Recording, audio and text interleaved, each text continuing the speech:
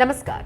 मोदी सरकार जब नागरिकता संशोधन कानून यानी कि CAA लेकर आई तो पूरे हिंदुस्तान में हिंसक विरोध प्रदर्शन किया गया, तोड़फोड़ हुई, थाने फूंके गए, यहां तक कि कांग्रेस, सपा, TMC, वामपंथी दल सभी ने इस कानून का गला फाड़ फाड़ कर विरोध किया। और आज जब मुस्लिम मेजॉरिटी वाले देश बांग्लादेश में सरेआम हिंदुओं को मारा पीटा जा रहा है, मंदिर तोड़े जा रहे हैं, मूर्तियां और पंडाल में तोड़फोड़ हो रही है, क्या मजाल है कि कोई भी तथाकथित सेक्युलरवादी अपनी जुबान से निंदा के एक शब्द बोल दे। सब छोड़िए, बांग्लादेश के पड़ोस में रहने वाली ममता बनर्जी के मुंह से भी मारे पीटे जा रहे हिंदुओं के समर्थन में एक शब्द नहीं निकला।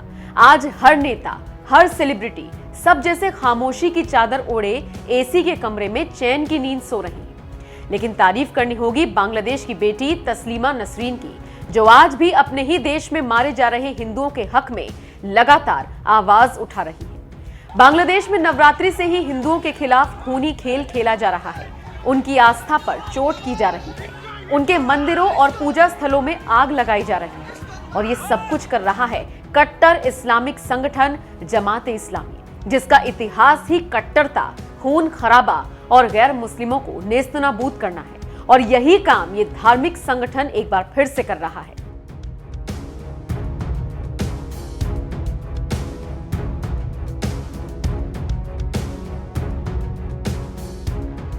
इस हिंसा में अब तक बांग्लादेश में हिंदुओं पर अत्याचार, 10 हिंदुओं की हत्या हो चुकी है, 160 दुर्गा पंडालों को जिहादी भीड़ ने तोड़ा, 23 हिंदू महिलाओं के साथ बलात्कार की खबर। इस हिंसा में अब तक 17 हिंदू लापता हैं, 15 से ज्यादा मंदिरों में धर्म के नाम पर तोड़फोड़, 150 से ज्यादा हिंदू परिवारों के घर लूट लिए गए, 65 से ज्यादा घरों में आग लगा दी गई।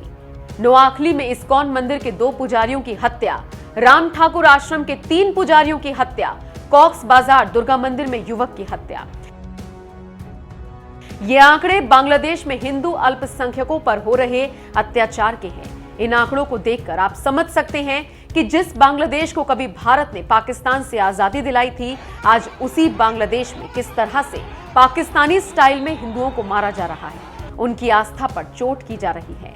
बांग्लादेश के इस हालात पर अमेरिका ने भी चिंता जताई है। अमेरिकी विदेश मंत्रालय के एक प्रवक्ता ने कहा, धर्म चुनने की आजादी मानवाधिकार है। दुनिया का प्रत्येक व्यक्ति, फिर चाहे वो किसी भी धर्म या आस्था को मानने वाला हो, उसे अपने अहम पर्व मनाने के लिए सुरक्षित महसूस करना जरूरी है।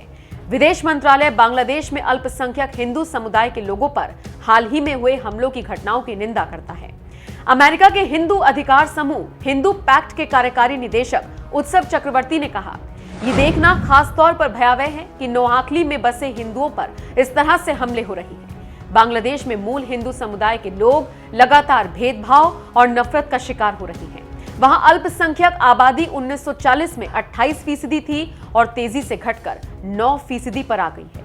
बांग्लादेश में मारे जा रहे हिंदुओं के लिए सीमा पर बसे राज्य पश्चिम बंगाल की CM ममता बनर्जी ने अभी तक एक शब्द नहीं कहा है। याद कीजिए, साल 2008 में जब बाटला हाउस एनकाउंटर में 2 आतंकी मारे गए थे, तब ममता बनर्जी दिल्ली तक पहुंच गई थी और कहा था कि अगर ये एनकाउंटर फर्जी साबित नहीं हुआ तो वो राजनीति छोड़ देंगी। लेकिन एनकाउंटर तो सही साबित हो गया, लेकिन ममता बनर्जी ने राजनीति नहीं छोड़ी और आज बंगाल की CM है। लेकिन बावजूद इसके सीमा पार बांग्लादेश में मारे जा रहे हिंदुओं के लिए ममता बनर्जी के मुंह से निंदा का एक शब्द नहीं निकला।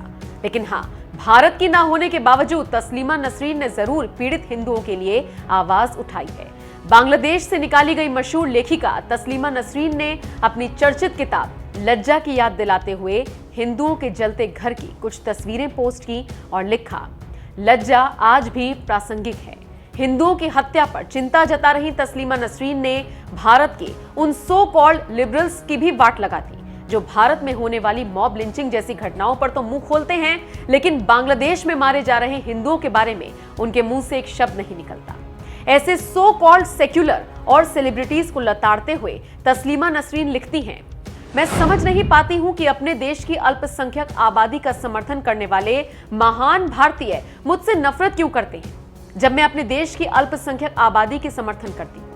तस्लीमा नसरीन अपने देश बांग्लादेश में हिंदुओं पर हो रहे अत्याचार के खिलाफ न सिर्फ आवाज उठा रही हैं, बल्कि उनकी मदद के लिए चंदा भी जुटा रही हैं। जिसकी डिटेल उन्होंने ट्विटर पर साझा की है। यानी तस्लीमा नसरीन बांग्लादेश में हो रही हिंसा के शिकार हिंदुओं की हर तरह से मदद करने की कोशिश में जुटी हुई है और उनके लिए आवाज भी उठा रही है। लेकिन अफसोस, भारत के कई तथाकथित सेलिब्रिटीज इस अत्याचार पर खामोशी की चादर ओढ़े हुए हैं।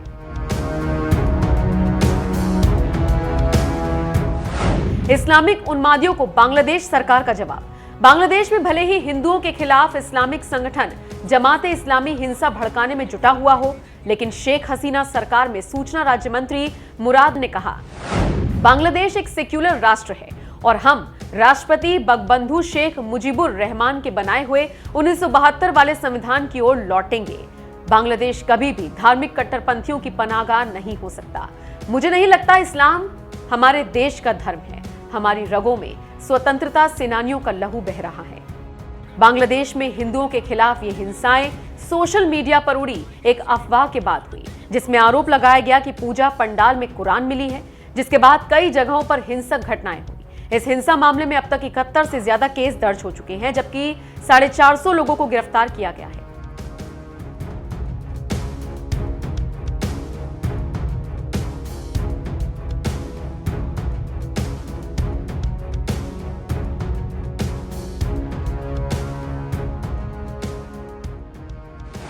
इसलिए जरूरी था सीएए।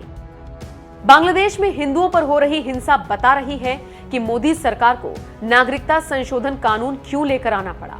इस कानून के जरिए पाकिस्तान, अफगानिस्तान के साथ साथ बांग्लादेश में रह रहे हिंदू, पारसी, सिख, जैन, बौद्ध धर्म के प्रताड़ित अल्पसंख्यकों को नागरिकता देने का प्रावधान है। यानी जो भी हिंदू पाकिस्तान, अफगानिस्तान और बांग्लादेश से प्रताड़ित होकर भारत आएंगे, उन्हें यहाँ की नागरिकता दी जाएगी। अफगानिस्तान में तालिबान के आने के बाद और बांग्लादेश में जमाते इस्लामी कट्टर धार्मिक संगठन की हिंदुओं के खिलाफ उन्मादी हिंसा देखकर आप समझ सकते हैं क्यों सीएए जैसा कानून जरूरी था। लेकिन सोनिया गांधी, अखिलेश यादव, ममता बनर्जी, असदुद्दीन ओवैसी ऐसे तमाम नेताओं ने इस सीएए का विरोध किया। लेकिन मोदी सरकार ने तमाम विरोध को दरकिनार कर सीएए को देश में लागू कर दिया।